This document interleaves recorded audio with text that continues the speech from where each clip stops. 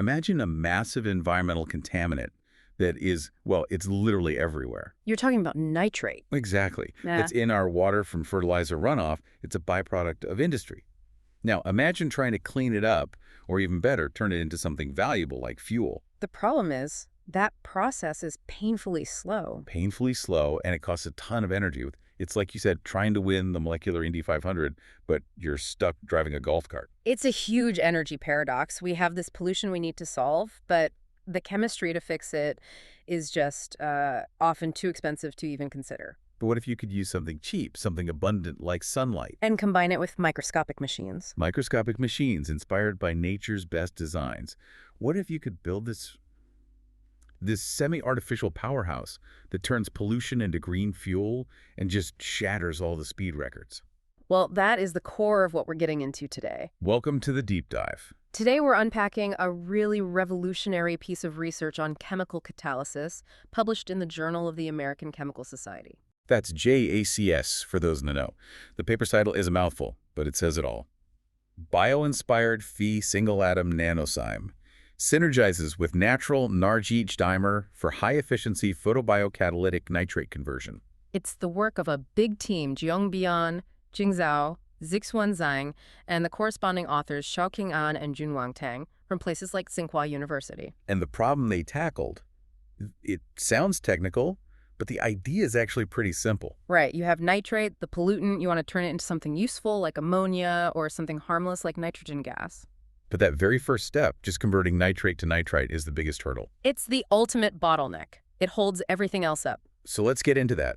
Why is that one step so incredibly slow? Well, the nitrate ion itself is it's incredibly stable. Chemically, it's very happy the way it is. Sounds stubborn. Very. Breaking that first bond between the nitrogen and an oxygen atom, it just requires a huge amount of activation energy. And that inefficiency, it just cripples the whole process. It does. Whether you're trying to clean up a river or build a green ammonia plant, you are stuck behind that one sluggish chemical reaction. So if you want to make any of this practical, you need speed. You need a lot of speed. And when scientists get stuck, they often look to nature. The ultimate R&D department. Exactly. Denitrifying microorganisms have been doing this for millions of years.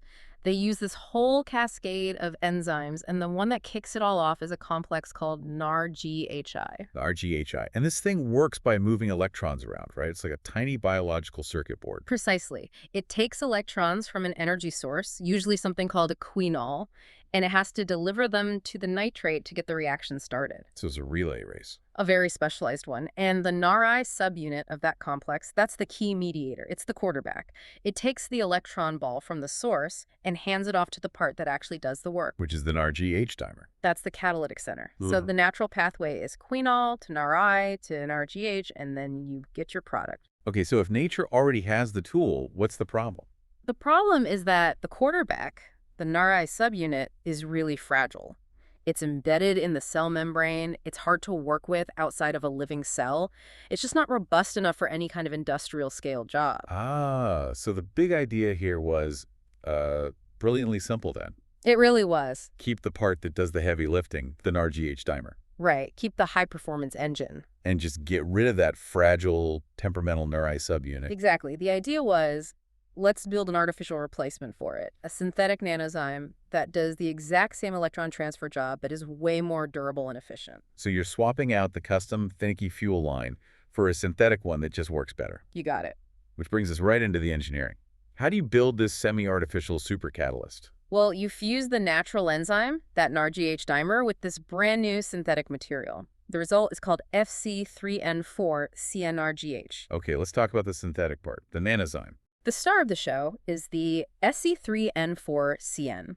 And this isn't just some random powder. It's built with atomic precision. What's it made of? The base is something called cyano-rich carbon nitride. And sprinkled onto that surface, you have single atoms of iron, just individual fat atoms. And this is where the mimicry comes in, right? They're not just building something new. They are copying nature's design. Perfectly. The natural NarGH subunit has these two very specific sites that handle the electrons, called hemes. The researchers engineered their nanozyme so the single iron atoms act just like one of those heme sites. Okay, that's one part. What about the other? The other part of the job is done by the cyano groups on the carbon nitride itself.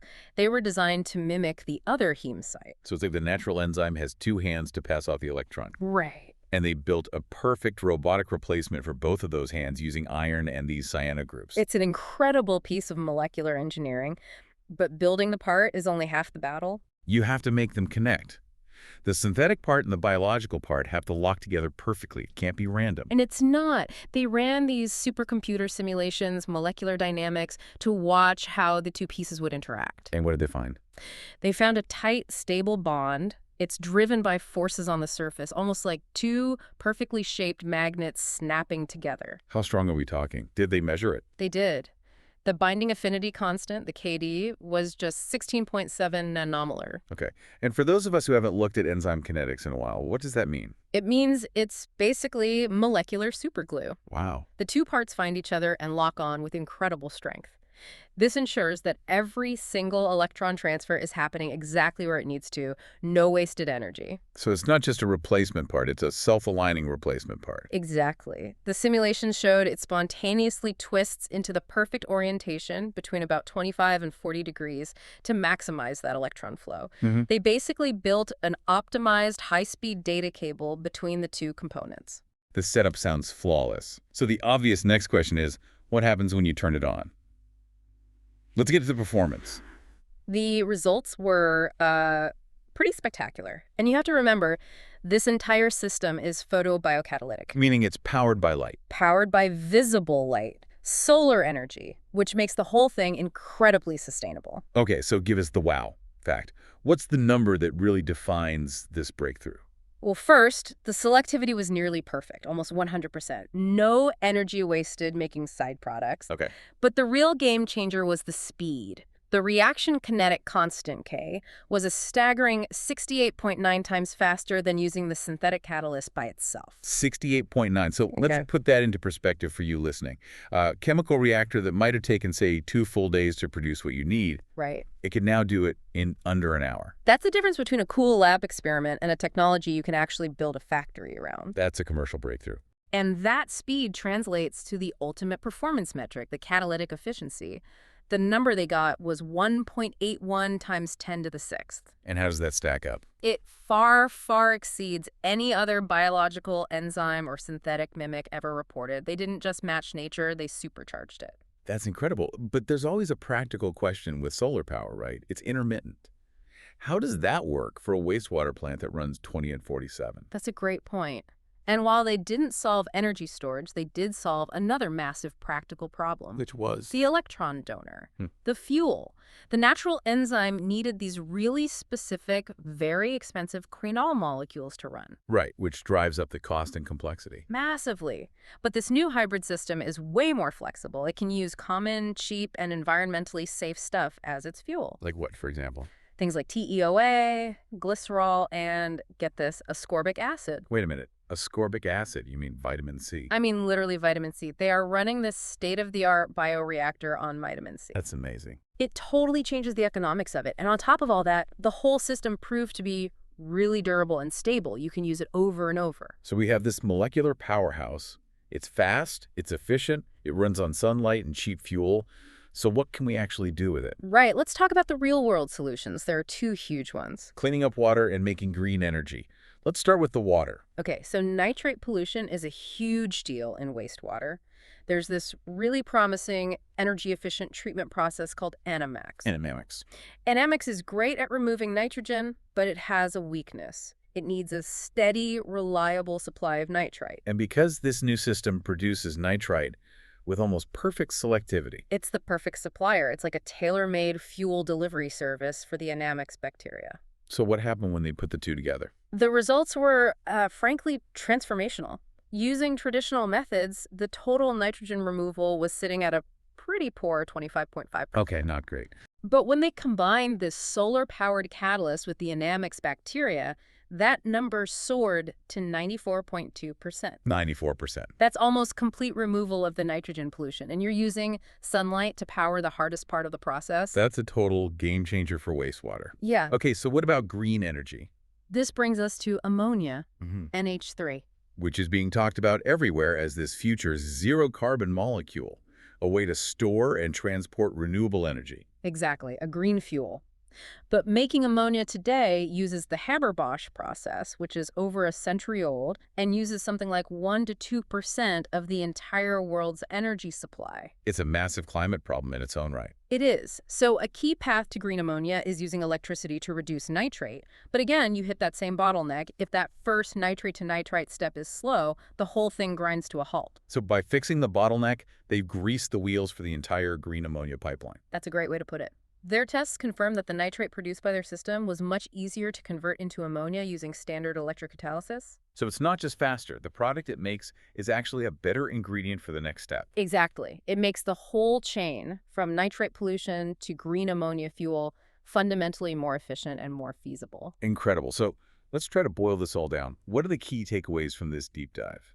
I'd say the first one is that these research teams have completely smashed the kinetic bottleneck for converting nitrate using this really elegant solar-powered hybrid system.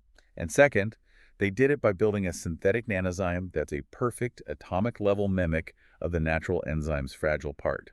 They essentially created a perfect interface between the living and non-living worlds. And third, this partnership just delivered off-the-charts performance, almost 70 times faster, nearly 100% selective, and it runs on cheap, safe materials. It gives us a clear path forward for both cleaning water and making green fuel. What this work by Bien, An, Tang, and their teams really shows is that the future of sustainability might not be about inventing everything from scratch. Right, sometimes it's about finding the one weak link in a process that nature has already perfected, and then using our engineering skills to fix just that one part. Which leaves us with a pretty big question for you to think about. Yeah, if we can get these kinds of results by building a synthetic part to fix a bottleneck in a microbial process, what other huge global challenges could we solve the same way? Think about carbon capture or even plastic degradation. Where are the weak links in nature that we could supercharge with a tiny purpose-built nanozyme? We will leave you with that thought. Thanks for joining us for this deep dive. Be sure to subscribe and continue your journey with us into the world of science and sustainable technology.